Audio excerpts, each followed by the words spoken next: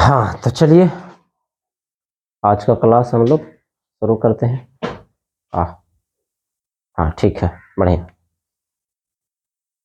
देखिए, तो पिछला क्लास में जो है हम लोग यहाँ तक है जो पढ़ लिए थे, है ना।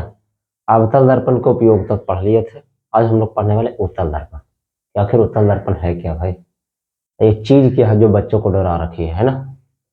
क्यों डर रहा है बच्चा इससे? चलिए ठीक, मुद्दा की बात करते हैं। मुद्दा यही बोला कि इधर गया। हाँ बस एक सेकंड ही इसको होल्ड कर लेते हैं। हाँ जी, चलिए आ जाइए। तो उत्तल दर्पण में जनरली हम लोग पढ़े थे कि वैसा दर्पण जिसका परावर्तक सतह उभरा हुआ हो उसे उत्तल दर्पण कहेंगे। परावर्तक सतह का मतलब हो गया कि जिस तरफ से हम लोग चेहरा देखते हैं, है ना, या जिस तरफ से प्रकाश की किरणें दर्पण पर आपतित होती है या जिस तरफ से किसी वस्तु को रखा जाता है उस सतह को ही हम लोग परावर्तक सतह कहते हैं, है ना। और उत्तल दर्पण का परावर्तक सतह थोड़ा सा उभरा हुआ होता है। उभरा हुआ का मतलब आप इमेजिन कर सकते हैं। इसको देख करके आपको इमेजिन हो रहा होगा, समझ में आ रहा होगा कि हाँ सर, जब भी कोई कार उर का जो शीशा होता है आगे राइट गोल टाइप के या बुलेट वाला में जो होता है, देखिएगा हल्का उड्ढा रहेगा, है ना, हल्का उड्ढा हुआ रहता है। ये साइकिल वाला भी हल्का उड्ढा रहता है। आप कभी टच करके देखना, मोटरसाइकिल वाला जो होता है ना वो भी हल्का टच रहता है, उठा रहता है। और ये कार वाला जो होता है उसको भी अगर आप टच कीजिएगा वो भी हल्का उभरा हुआ महसूस होगा। उभरा हुआ होने से होता क्या है कि देखिए ये दूर दूर तक के सरफेस को, है ना, वो अपने दर्पण में जो कवर कर पा रहा है, इस दर्पण में कवर हो पा रहा है। देखिए आप इसको देखिए, आप इसमें ज्यादा महसूस हो रहा है, क्या समझे। और यदि दूसरे शब्दों में अगर समझा जाए तो अब नया नया जब कार आता होगा तो जाहिर सी बात है नया कार में इतना ज़्यादा शाइनिंग रहता है कि जब आप उसके सामने खड़ा हो जाओगे तो आपका चेहरा गोल मटोल बड़का सा बना देगा। इतना बड़ा चेहरा गोल हाथ बना देगा, हाथ ऐसे कीजिएगा तो बड़का बड़का हाथ हो जाएगा। कभी हुआ है? हुआ है। तो ये है उत्तल दर्पण की पहचान। इसका मतलब ये हुआ कि वो जो सतह है वो उभरा हुआ है और उत्तल दर्पण के जैसा कार्य कर रहा है। समझ गए? सीधी सी बात है, पिछला क्लास में भी बताया गया था। यदि समतल सतह है तो वो समतल दर्पण है, यदि धंसा हुआ सतह है तो अवतल है, और उभरा हुआ है तो उत्तल है। बस इतनी सी बात है ना। बात रह गया अब उत्तल दर्पण का उपयोग कहाँ कहाँ करेंगे। तो सबसे पहले बल्ब के ऊपर कवचे के रूप में, परावर्तक के रूप में। बल्ब के ऊपर परावर्तक के रूप में कैसे होता है बोला जो समझिए। अभी एक ठो बल्ब है, ठीक है, ये हमारा बल्ब है। हाँ, ये हमारा बल्ब है, ठीक है, ये हमारा बल्ब है। तो ऊपर से अगर उभरा हुआ लाइट यदि लगा दिया जाता है ऐसे करके इस जैसा से, अरे यार क्या हो रहा है, चलिए ठीक है। उभरा हुआ लाइट यदि ऐसे इस जैसा अगर लगा दिया जाए तो उससे क्या होता है, ये कांच कांच वाला है ना, इस जैसा से किसी प्रकार से शेप से अगर बना दिया जाए तो उससे क्या होगा कि जो भी लाइटें आएगी इस पर पड़ेगी तो इधर भी जाएगा। देख रहे हैं आप चीज को, इधर भी जाएगा इधर भी जाएगा। कब बुझ रहे हैं? इधर तक फैलेगा लाइट, क्योंकि जब बल्ब भरेगा तो इधर भी कुछ ना कुछ लाइट जहाँ पहुंचेगा ना, तो इधर जो पहुंचेगा और टकरा करके इधर सीधे चला जाएगा। बुझ रहे हैं का? हाँ हाँ ठीक, वेरी गुड। ये देखिए ये फायदा हुआ, इधर तो ये लाइट जाएगा ही जाएगा, है ना। और यदि बल्ब के कारण उधर लाइट गया तो टकरा करके इधर जाएगा। आप देख लीजिए इसका परिसर क्षेत्र कितना बड़ा है ना। और यदि अब गोल गलैया वाला लगा दीजिएगा तो ज्यादा दूर तक लाइट नहीं जा पाएगा। समझ रहा है? तो इसीलिए बल्ब के ऊपर जो प्रवर्तक सतह के रूप में कौन सा दर्पण का उपयोग किया जाता है? उत्तल दर्पण का उपयोग, ताकि ज्यादा से ज्यादा क्षेत्र को वो कवर कर सके, लाइट वहां तक पहुंच सके। क्लियर? चलिए नेक्स्ट, साइड मिरर के रूप में। साइड मिरर कहे या ऑटोमोबाइल के साइड मिरर कहे या ड्राइवर के बगल में कहे, बात वही है भोला मेरे। यही चीज सबसे ज्यादा कंफ्यूजन करता है और अब तक के बोर्ड एग्जाम में सबसे ज्यादा बार पूछा जाने वाला सवाल भी यही है कि साइड मिरर के रूप में कौन सा दर्पण का प्रयोग होता है। तब वो है उत्तल दर्पण। अब सुनिएगा अच्छा से, ड्राइवर के बगल में प्रयोग होने वाला दर्पण कौन सा होता है? तो भी उत्तल दर्पण। ड्राइवर के बगल में ही रहता है ना, ये दिया जाता है आप लोग के लिए थोड़ी के, ये तो ड्राइवर जो चलाता है ये देखता है। जैसे मोटरसाइकिल है बोला मेरे, तो दाएं भी रहता है बाएं भी रहता है। अब गाड़ी चलाते चलाते पीछे मुड़ के तो देखना सही नहीं है, एक्सीडेंट होने का खतरा है ना। तब क्या किया जाता है कि उसको आईना में देखा जाता है। अगर लेफ्ट साइड में देखना है कि कोई चीज आ रहा है पीछे से तो नहीं, तो आप लेफ्ट वाला आईना में देखिए, राइट वाला में देखिए। ठीक है, ये चीज हो गया। और एक सवाल और ये बहुत ही कमाल का सवाल है। ठीक है, चालक, चालक मतलब होता है ड्राइवर, चालक नहीं, चालक। चालक मतलब ड्राइवर। तो ड्राइवर के ऊपर भी एक दर्पण लगा होता है। मोटरसाइकिल में तो नहीं होता, मोटरसाइकिल में छत ही नहीं होता तो होगा क्या। कार में होता है, मोटरसाइकिल क्या बोलते हैं उसको, बस में होता है। ड्राइवर के और ट्रक में भी होता है। अगर दूसरा तरह के, हाँ टेम्पो में भी होता है। तो ड्राइवर के जस्ट ऊपर, सर के ऊपर उसका जो हेड होता है, हेड के जस्ट ऊपर इस टाइप में, इस टाइप के लेवल पर, इतना ऊंचा के लेवल पर जो है एक क्या रहता है, दर्पण लगा होता है। एक साइड में तो दोनों तरफ हो गया, लेफ्ट और राइट। एक ऊपर हेड के ऊपर भी होता है। और अगर ये चीजें अभी तक नहीं पूछा, अगर ये चीजें पूछ दिया कि चालक के ऊपर या ड्राइवर के ऊपर जो लगा हुआ दर्पण होता है वो कौन सा दर्पण होता है, तब वो भी उत्तल ही होता है। अब मैं बताता हूँ क्यों रहता है, वो मैं बताता हूँ। जैसे कोई सवारी गाड़ी है, जैसे बस हो गया, कार भी सवारी का काम करता है ना। उसमें एक आदमी थोड़ी के बैठ के सफर करते हैं ना। टेम्पू हो गया, कोई भी रिक्शा वाला हो गया, ई रिक्शा हो गया।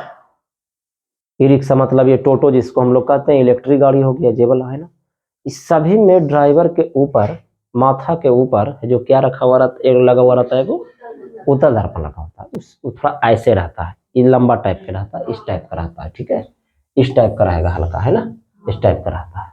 तो बाबू मेरे ये लटका हुआ रहता है ऐसे हेड के ऊपर थोड़ा सा। ड्राइवर यहाँ पे बैठा हुआ रहता है ना। ये देखिए ड्राइवर, क्या बात है, इसको कान खड़ा कर दो, जानबूझ को ऐसा बनाया हूँ, चिंता नहीं करना, वो मेरा ड्राइवर है। ठीक है, तो क्यों रहता है, कोई बताएगा हमें? आप लोग बताइए कमेंट में। चलिए ऑफलाइन वाला बच्चा बच्चा बताए क्यों दिया जाता है वो वाला। हाँ वेरी गुड, पीछे के व्यक्तियों को देखने के लिए। ये शुरुआत जो हुआ था ना वो बांस से हुआ था, क्योंकि बांस पर ऐसा क्या होता है, बांस पर बड़ा बड़ा रहता है। होता क्या है कि सवारी अक्सर कहीं उतरना होता है चलते चलते, तो वो आके खड़ा हो जाता है। इसीलिए वो सवारियों पर नजर रखने के लिए, आखिर कौन सा सवारी आके खड़ा है और कौन सा सवारी नहीं खड़ा है, वो आईना लगा दिया जाता है। ताकि मैं, ड्राइवर अब चला रहा है यार, अब रुकने के लिए बोला, सुनाई नहीं दिया, तो खैर आईना में ध्यान देते रहता है वो, है ना। और जब जब स्टेशन टाइप का था ना, जब जब ध्यान आता है कि फलाना स्टेशन पर मैं पहुंचने वाला हूँ, बस में सिगरियामा स्टेशन पर मैं पहुंचने वाला हूँ, दरियामा पर पहुंचने वाला हूँ, हिस्सा पर पहुंचने वाला हूँ, है ना। आप अगर आप लोग के क्षेत्र में तो वैसे ही होता होगा। तो ड्राइवर जो है पीछे मुड़ के देख तो नहीं सकता, उससे दिक्कत हो जाएगा, एक्सीडेंट होने का खतरा है, कहीं हैंडल इधर उधर हो जाए, देखते समय इधर उधर हो जाए, है ना, तो दिक्कत है। तो इसीलिए जो हेड के ऊपर लगा रहा था, अब उसको में देखता है वो बंदा, और उसमें स्पष्ट पता चल जाता है कि कौन आया कौन गया, कौन चढ़ रहा है कौन उतर रहा, पूरा कवर करता है। ऐसी जगह पे लगाया जाता है, पूरा बस कवर करता है। बहुत शानदार चीज है वो, है ना। टीवी के जगह पर वही लगाइए सबसे अच्छा। अब बस में क्या होता है, पीछे अब तो सब हर बस में सीसीटीवी कैमरा भी लग गया, क्योंकि बस में भी कांड होना शुरू हो गया, खराब खराब काम कांड भी होता है ना, रेप वगैरह भी होता है। फिर काले काले गाड़ियों में होता है, काले रंग के गाड़ियों में काला रंग के चढ़ा करके पर्दा, उससे पर्दा उर्दा लगा रहता है। तो इस सब रोक लग गया है आरटीओ की तरफ से कि अब, और सरकार की भी तरफ से लग गया है ना, कि आप ये सब नहीं कर सकते हैं, काली फिल्म अपने शीशा पर नहीं लगा सकते हैं, है ना। ताकि आप किसी को किडनैप करके लेके जा रहे हो, दूर से दिखाई नहीं दे रहा है ना, वो चिल्ला रहा है लेकिन गाड़ी की आवाज में तो जते रहा है, तो अगर पारदर्शक होगा तो दिखाई देगा। इसलिए जो सभी, लगभग सभी क्षेत्रों में जो काले फिल्म पर क्या है, बैन है। अब पहले क्या होता था कि कोई भी किसी प्रकार का गाड़ी खरीद लिया और उसके ऊपर काला चिमचिम लगा लिया, बन गया काला, शीशा झांप गया। उससे क्या होता है कि बाहर वाला तो अंदर से तो बाहर दिखाई दे देता है, लेकिन बाहर वाला व्यक्ति अंदर झांक नहीं सकता है, क्या समझे। अब जब तक ऐसे करके नहीं जाएगा तब तक दिखाई नहीं देगा, ऐसा होता है। तो इस चीज को रोक करने के लिए जो है वो सही फैसला लिया गया। फिर चलिए मुद्दा की बात करते हैं।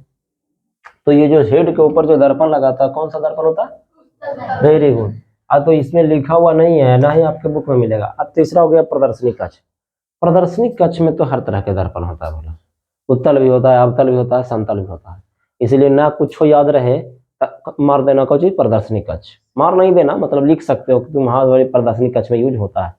अब जैसे देखिए कोई भी धातु है या कोई भी अधातु है, अब पूछे होकर उपयोगिता, कुछ न उपयोग तो प्रयोगशाला में लिख देना, क्योंकि प्रयोगशाला में तो हर हाल में रहना ही रहना, क्या समझ रहे हैं, है ना, वहाँ तो सब चीज होता है, तो एक उपयोग तो प्रयोगशाला में हो जाएगा हमारा, ठीक है। चलिए ठीक है, अब आगे हो गया श्रृंगार रूम में। हाँ बोला, इस श्रृंगार रूम में बहुत जरूरी होता है। श्रृंगार रूम में सोनार के यहाँ या मोबाइल वाला, जितना भी कांच वाला के अंदर जो मोबाइल रखा होता है उसमें आप नोटिस करना, कांच के काट काट करके सीट सटा हुआ रहता है, ठीक है। उससे क्या होता है ना कि जब आप इस एंगल से देखोगे तो दर्पण में रखा हुआ रहेगा, एगो मोबाइल दिखाई देगा, 2-3 गो, ठीक है। अब बहुत सारा दिखाई देगा, रहता नहीं हो उतना, बहुत सारा दिखाई देता है, ठीक है। अब जैसे इसी से मैं एक ठो आप लोग के लिए एक ठो पॉइंट बताता हूँ। जैसे अगर कहे सवाल में पूछे कि दो समतल दर्पण को, है ना, दो समतल दर्पण को हाँ समानांतर रखा जाए, है ना, समांतर रखा जाए, तब बनने वाले प्रतिबिंबों की संख्या क्या होती है? तो अनंत होती है। अब लिखेंगे नहीं हम, अब समझना, अनंत प्रतिबिंब बनता है। कैसे बाबू, जो देखना, जो लड़का है वो आसानी से देख सकते हैं, लड़की है वो भी ब्यूटी पार्लर में जाके देख सकती हैं। लड़का कैसे देखेगा, इमेजिन करेगा, सोचना जरा, देखिए हम कई बार देखा हूँ इस चीज को, प्रैक्टिकल किया हूँ। आप लोग हो सकता है कि अभी तक जिंदगी में कभी गए होंगे लेकिन ध्यान नहीं दिए होंगे, ठीक है। मान लीजिए कि आप खड़ा हैं, चलिए ठीक है, पहले दर्पण बना लेते हैं दो। ये हो गया कौन सा दर्पण? समतल दर्पण, ठीक है। अब पीछे भी हो गया कौन सा दर्पण? दोनों एक दूसरे के कोची में बोला मेरे बराबर है, देख रहे हैं आप, ये लेवल टच हो रहा और ये लेवल टच हो रहा है, बहुत खूब। और बीच में नाई क्या किया, एक कुर्सी लाया, कुर्सी के ऊपर आपको क्या कर दिया, बैठा दिया। आपको तो मालूम है कि हम लोग कैसे बैठते हैं, ऐसे, है ना, ये आंखें हो गई बड़ी बड़ी सी, अच्छा भाई, लो नकिया लो, खाओ लो इसका नकिया लो। तो पता है क्या होगा, देखिए होता क्या है, इसका प्रतिबिंब इसमें बनता है और टकरा करके वापस फिर इसमें बनता है, ठीक है। फिर यहाँ से हल्का तिरछा बनता है, टकराता है तो इसमें बनता है, फिर हल्का टकरा करके इसमें बनता है। वैसे कर करके पूरा दर्पण में आपका कुछ बना रहेगा, प्रतिबिंब से बना रहेगा। अगर आपको भरोसा नहीं हम पे तो आप जाके देख लीजिए ना, आपका एक चेहरा रहेगा और न जाने कितने चेहरे दिखाई देंगे, अगर ध्यान से, लेकिन आपको ऑब्जर्व करना होगा, क्योंकि मैं ये चीज देख चुका हूँ, है ना। तो दर्पण दो गो रहेगा, एगो आगे एगो पीछे, ओकर वाला ओकरा में, ओकर वाला ओकरा में, ओकर वाला ओकरा में, बनते बनते अनंत प्रतिबिंब बन जाते हैं। बात समझ में आ रही बात? चलिए वेरी गुड, तो लाइक ठोकते चलिएगा, है ना। चलो ठीक है बहादुर, ना भी करिएगा तो चलेगा भाई, क्योंकि आपको मन करेगा तभी ना लाइक कीजिएगा। चलिए ठीक है, मेरा काम है पढ़ाना, मैं पढ़ाते रहूंगा, तो ध्यान देना बच्चा। श्रृंगार रूम में ऐसा क्यों किया जाता है? दर्पण का टुकड़ा एक निश्चित शेप में एक बॉक्स के अंतर्गत क्यों रख दिया जाता है? इसलिए रखा जाता है ताकि जो श्रृंगार रखा हुआ रहे वो दूर से भी चमक करके लोगों को दिखाई दे, पहला असूल, है ना। दूसरा ये कि रखा हुआ रहे 5 गो दिखाई दे 20-25 को, ताकि सब लोग मेरे ही दुकान पे आए, लगे कि हाँ उसके पास ढेर सारा श्रृंगार है और बहुत बढ़िया दुकानदार है। क्या यार, दुकानदार बढ़िया होता ही नहीं है, दुकानदार सिर्फ चंपक लाल लगाने वाले होते हैं, सबको लूटने वाले होते हैं। कोई सुनार रहे या आपको लूटे बिना छोड़ेगा ही नहीं। चलिए ठीक है। अब बात रह गया उत्तल दर्पण का उपयोग, तो पीछे दिए थे कि उसमें था, लगता है ना, उसमें तो था ही, तो ये थोड़ा सा बता देना चाहिए, है ना। यही बलास्टिक है, डॉक्टर लोग के पास जो होता है ना, हाँ दांत देखने के लिए, वो ये इसी जैसा होता है, ठीक है। ये तो अभी होबे किया है, पिछला स्लाइडर, दो स्लाइडर बन गए ना। अच्छा, उत्तल अवतल और समतल, ये तीनों में इसमें कहीं ना कहीं यूज है भोला। अब आप लोग को पकड़ना होगा कि कौन कौन सा है, क्या क्या है, देखते ही पहचाने। 1 नंबर पक्का, क्या स्लाइडर बनाया गया है। चलिए ठीक है, इसमें कौन सा अवतल है हम इशारा करूंगा, और कौन सा उत्तल है, कौन सा समतल ये आप लोग बताओगे। क्लियर? चलिए सबसे पहले इस तरफ चलते हैं हम लोग। ये वाला जो दर्पण आप लोग को दिखाई दे रहा है, ये वाला, ये कौन सा दर्पण है? उत्तल दर्पण। हल्का उभरा हुआ भी है, बहुत खूब। ये वाला कौन सा है? बहुत खूब। टॉर्च के आगे जो होता है वो वाला कौन सी होता है? गलत जवाब, ये अवतल दर्पण होता है। इसलिए सब मिक्स है इसमें, है ना। कौन सा दर्पण होता है? अब दाढ़ी बनाने में कौन सा होता है? दाढ़ी बनाया जा रहा है? बिल्कुल नहीं। चेहरा देखने में समतल होता है, दाढ़ी बनाने में नहीं। दाढ़ी बनाने में अवतल होता है। पिछला क्लास में मैंने बताया है आप लोग को कि चेहरा देखने में समतल दर्पण का उपयोग होता है। क्यों होता है भाई? क्योंकि चेहरा बराबर जैसन चेहरा है वैसन दिखाई देगा। अब ये भी तो दिक्कत है, रहेंगे ब्लैक ब्यूटीफुल अब दिखाई देगा व्हाइट ब्यूटीफुल, तो परेशानी है ना, है ना। तो इसमें बंदा क्या कर रहा है? दाढ़ी बना रहा है। तो दाढ़ी बनाने के लिए कौन सा दर्पण? अवतल दर्पण का उपयोग होता है। और डॉक्टर द्वारा दांत कान गला जांच करने में कौन सा दर्पण?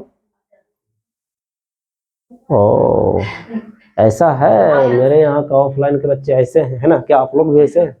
जबकि पिछला बार पढ़ाया गया। अब नहीं बताऊंगा इसको नहीं बताऊंगा, मैं इसको दिखाऊंगा।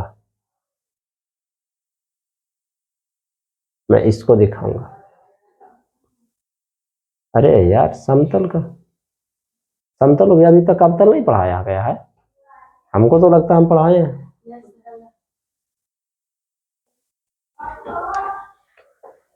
दाढ़ी बनाने में ना, डॉक्टर द्वारा नाक फोड़ने में, दांत तोड़ने में बात करता है तू लोग, क्या याद रखता है यार दत्त। अब बढ़िया से रखो। चलो अब आओ जाओ, उत्तल दर्पण और अवतल दर्पण में अंतर पर आते हैं, है ना। क्या क्या अंतर उत्तल अवतल में? देखिए पॉइंट नंबर पहला, सबसे पहली बात कि उत्तल दर्पण का परावर्तक सतह उभरा हुआ होता है, जबकि अवतल दर्पण का परावर्तक सतह धंसा हुआ होता है। पहला अंतर तो ये हो गया, है ना। दूसरा अंतर, इसमें सिर्फ कैसा प्रतिबिंब बनता है? आभासी। मैं पहले ही बता चुका हूँ बोला कि उत्तल में सिर्फ आभासी बनता है, ये चीज याद रखना बच्चों। देखो इधर देखना जरा अच्छा से। ये अगर बात रहे अंतर की बात, तो सबसे पहले हम लोग चलते हैं समतल, ठीक है, समझिएगा अच्छा से। दूसरा लिखने वाले हैं उत्तल, और तीसरा लिखने वाले हैं अवतल। ये तीनों में अंतर हम बताते हैं। सबसे पहला दम अंतर, ठीक है। पहला अंतर कि इसका परावर्तक सतह जो होता है ना, रुक जाए 1 मिनट, इधर लिख देते हैं। परावर्तक सतह की दृष्टि से अगर सोचा जाए तो इसका परावर्तक सतह कैसा होता है? समतल, है ना। अब अंतर है तो अंतर पैदा करेंगे ना हम लोग। अब उत्तल का होता है उभरा हुआ, बताए थे ट्रिक, ऊ से उभरा, ऊ से उत्तल, है ना भला। इसका होता है धंसा हुआ या दबा हुआ, है ना। इसका परावर्तक सतह धंसा हुआ या दबा हुआ, पहला अंतर। क्लियर बच्चा? दूसरा ध्यान देना जरा अच्छा से, बहुत बढ़िया से। अगर मैं प्रतिबिंब की दृष्टि से सोचूं, बोला मैं प्रतिबिंब की दृष्टि से, तो आप समतल में सिर्फ और सिर्फ हमेशा के लिए आभासी ही बनता है। कैसा प्रतिबिंब बनता है? अच्छा, वेरी गुड। और इसमें भी आभासी ही बनता है। कैसा बनता है? आभासी बनता है। और इसमें जो बनता है वास्तविक और आभासी दोनों बनता है। बहुत ही कमाल की चीजें पढ़ा रहा हूँ बोला मेरे, आपके जिंदगी भर के लिए इतना कमाल की चीज ये है, आप सोच नहीं सकते यार। बहुत कमाल की चीज है, आप इस पर थोड़ा सा जरूर फोकस जरूर कीजिएगा, इस चीज को लेकर के। बहुत कमाल की चीज, इसको याद करते चलना। तो एक चीज तो तय है कि वास्तविक प्रतिबिंब केवल अवतल बना रहा है, बाकी ये दोनों के दोनों क्या बना रहा है भाई? आभासी बना रहा है। बहुत खूब, चलिए बहुत अच्छे। तीसरा अब बात रह गया सीधा के कि उल्टा के, है ना, कि कौन सीधा बनाता है और कौन उल्टा बनाता है। दूसरा हो सकता है, समझिए, कि कौन बड़ा बना रहा है और कौन छोटा बना रहा है। ये भी सब प्रतिबिंब की दृष्टि में बोला, ये सब तो प्रतिबिंब का गुण है ना। अब देख मेरे प्यारे बच्चा, देख ध्यान देना जरा अच्छा से। सीधा की बात और उल्टा की बात जब भी रहे तो हमने एक बात बताया था कि वास्तविक प्रतिबिंब जो होता है वो हमेशा उल्टा ही होता है। वास्तविक की मैं बात कर रहा हूँ। वास्तविक हमेशा उल्टा होता है, आभासी हमेशा सीधा होता है, ठीक है। तो अगर ये आभासी है भोला मेरे, तो ये एकदम पक्का सीधा बनेगा, क्या समझ रहे हैं। और ये भी सीधा बनाएगा, बात खत्म।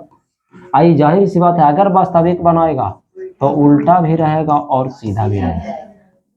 उतना ही बोलिए जितना जरूरत हो, ज्यादा बोलना भी सही नहीं है ना, समझिए। एक बार बोलिए, अब रही बात बड़ा और छोटा की बात, अभी अभी जस्ट आप लोगों ने पढ़ा, क्या पढ़ा भाई? एक बात तो तय बोला कि समतल में आप लोग जानते हैं कि जितना बड़ा वस्तु होता है उतना बड़ा प्रतिबिंब भी बनता है। तो इसका मतलब ये हो गया कि समतल दर्पण जो बना हुआ प्रतिबिंब रहेगा वो बराबर रहेगा, वस्तु के प्योर एकदम बराबर रहेगा। ठीक है, अब ये दोनों में लड़ाई चल गया, बड़ा की छोटा की बराबर। तो हकीकत बात ये है कि अब तलवा जो है वो बड़ा बनाता है, इसीलिए हम लोग दाढ़ी बनाने में उपयोग करते हैं, लेकिन ये छोटा भी बना सकता है और बराबर भी बना सकता है, ऐसा है, ये बात सही है, तीनों तरह के बना सकता है ये। ठीक है, लेकिन ये बेचारा है जो सिर्फ और सिर्फ छोटा बना सकता है, बस बात खत्म। तो अब इसको पकड़िए, देखिए समतल दर्पण में बराबर एकदम, क्योंकि समतल है तो बराबर बनाएगा, जितना बड़ा वस्तु उतना बड़ा प्रतिबिंब। उत्तल में छोटा छोटा छोटा करके दिखाई देता है, आप गाड़ी वाला में भी देख सकते हैं, गाड़ी के बगल वाला मिरर जो रहता है उसमें आप देख सकते हैं कि पीछे से आ रहा बांस है जो दिखाई देता है, छोटा को भुट्टी को बन के दिखाई देता है, तो छोटा दिखाई देता है। अवतल का उपयोग इसलिए किया जाता है क्योंकि दाढ़ी बनाने में, क्योंकि वो है जो बड़ा करके दिखाई देता है तो दाढ़ी बनाने में आसान होता है, बस बात खत्म हो गया। 4 को अंतर हमने दिया। अब आते हैं प्रकाश को संयोजित करने की दृष्टि से, किरण की दृष्टि से या किरणों के विचलन की दृष्टि से ना, ये क्या क्या करता है? समतल जो क्या करता है वो एक अच्छा परावर्तक का काम करता है। प्रकाश के परावर्तन तो सब कोई कर देता है, एक अच्छा परावर्तन का काम करता है, वो भी सामने वाले दिशा में, है ना, सामने वाली दिशा में, जिस एंगल से आएगा उसी एंगल से जाएगा, है ना, सामने वाली दिशा में। ठीक है, बहुत अच्छे। लेकिन उत्तल क्या करता है ना, किरणों को फैलाती है, किरणों को एक बिंदु से या फोकस से टकराने के बाद जो है, टकराने के बाद जो है वो फोकस से होती हुई फैलती हुई नजर आती है।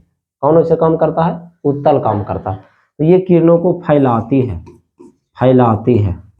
अब फैलाना ही, रुक जाइए, हाँ, ये किरणों को फोकस पर क्या करती है? जमा करती है, अर्थात केंद्रित करती है ना, केंद्रित करती है। ठीक है, कैसे करती है बोला मेरे, जे भी बता रहे हैं। देखिए, अगर ये समतल दर्पण है तो इस एंगल से लाइट आएगा, इस एंगल से लाइट जाएगा, अब बीच में रहेगा ये, तो ये एंगल आई और एंगल आर आपस में बराबर होता है, ऐसा पढ़ा है। ठीक है, लेकिन यदि ये उत्तल दर्पण है, ये देखिए ये उत्तल दर्पण है और ये हमारा P है, ये हमारा F है, ये हमारा C है, किरण आएगा टकरा करके इधर चला जाएगा, ये भी आएगा, ये टकरा करके इधर चला जाएगा, ये भी आएगा, ये टकरा करके इधर चला जाएगा, और अगर ये आता है तो ये भी टकरा करके इधर चला जाता है।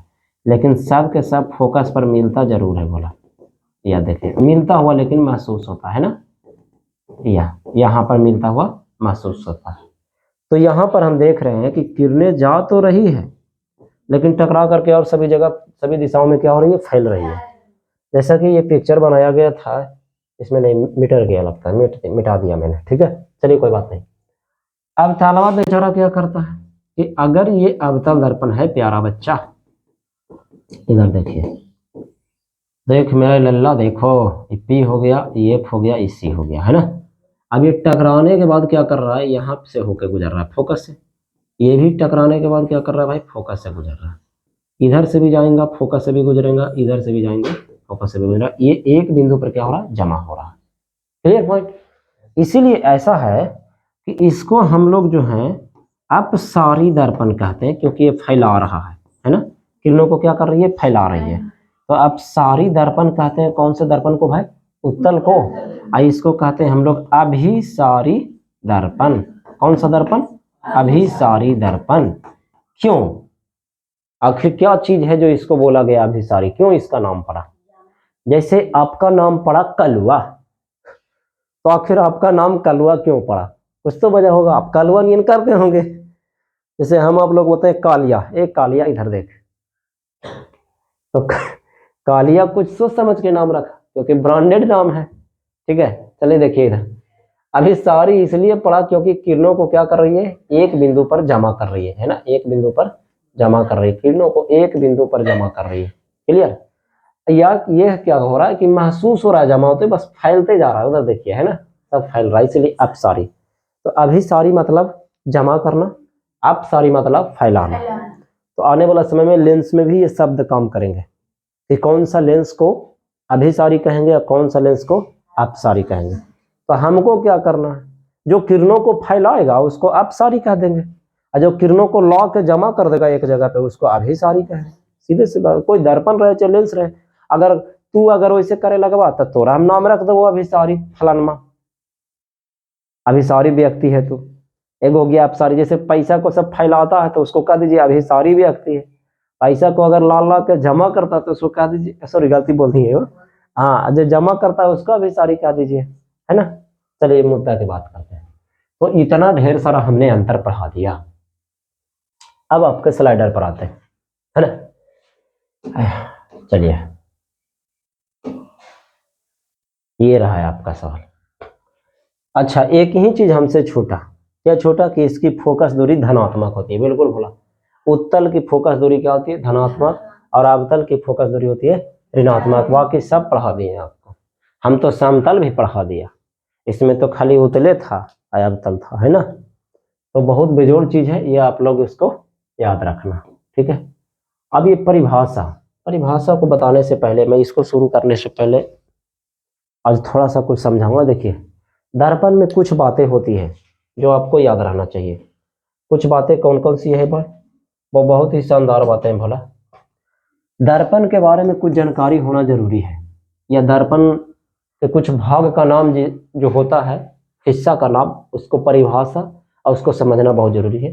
तो चूंकि इससे पहले मैं परिभाषा दूं, उससे पहले मैं थोड़ा बहुत बता देता हूँ, ठीक है। ये सिर्फ अवतल की बात हो रहा है, ये हो गया हमारा अवतल, है ना। और ये इधर जो बनेगा ये हमारा बन गया अवतल। अब तो वो जो भुगता स्टाइल में भुगता है यार, अभी देख लो कैसे भुकल के है। चलो ठीक है, उसका भी आवाज बदल रहा है ना, होली है। चलिए ठीक है, ये वाला जो होता है इसको ध्रुव कहते हैं। चलिए 2-3 बात याद रखिएगा। ये वाला जो लाइन है उसको मुखच कहा जाता है, ये वाला लाइन है जो मुखच कहा जाता है। अब मुख्य अक्ष जब भी गुजरता है दर्पण के मध्य बिंदु से होके गुजरता है, तो हाँ दर्पण के बीच वाला वह बिंदु है ना, वह बिंदु जहां से कौन गुजरता है, मुख्य अक्ष गुजरता है, उस बिंदुआ को जो है ना वो ध्रुवा कहते हैं। क्या कहते हैं, ध्रुवा कहते हैं। ध्रुवा नहीं, ध्रुव कहते हैं बेसिकली। ध्रुव को कौन चीज सूचित करते हैं लल्ला, टी से करते हैं, बहुत खूब, टी से करते हैं। बस इतना सा बात याद रखना है, परिभाषा ऑटोमेटिक याद रहेगा, आप याद रखने की जरूरत नहीं होगा। पहला खास बात, ये इतना गंदा स्मेल है। चलिए ठीक है, उत्तल दर्पण में क्या होता है कि F और C यहाँ पे होता है। F से हम लोग फोकस कहते हैं, क्या कहते हैं, फोकस। और C को कहते हैं वक्रता केंद्र। मुझे विश्वास है कि आप लोग को ये सब आता होगा, और यदि नहीं आता है तो अच्छी बात है, आप इसको याद रखना।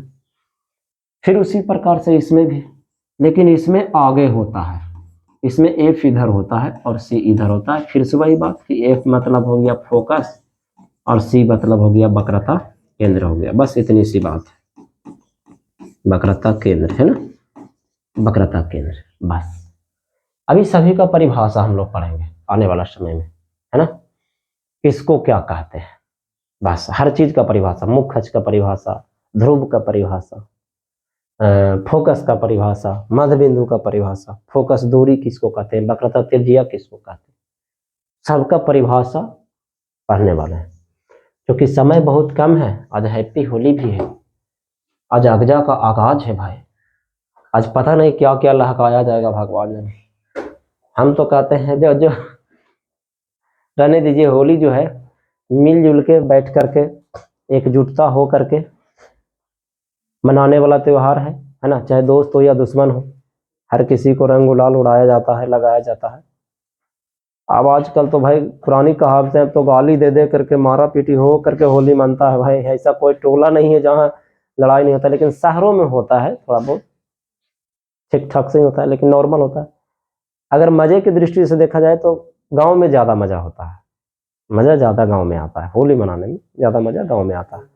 अब कीचड़ है, गोबर है, नाली का पानी है, क्या नाली का पानी, क्या चापाकल का पानी, हर तरह की चीज मनाया जाएगा, है ना। तो आप सभी विद्यार्थियों को होली 2025 में जो है बहुत बहुत हार्दिक शुभकामनाएं, है ना। और होली जरा सोच समझ के मनाइएगा, संभाल के मनाइएगा, आंख कान नाक गला सब बचा के चलना है, लाठी डंडा से दूर रहना है, गुस्सा से दूर रहना है, क्योंकि गुस्सा ज़्यादा जरूरी चीज़ है नहीं, है ना।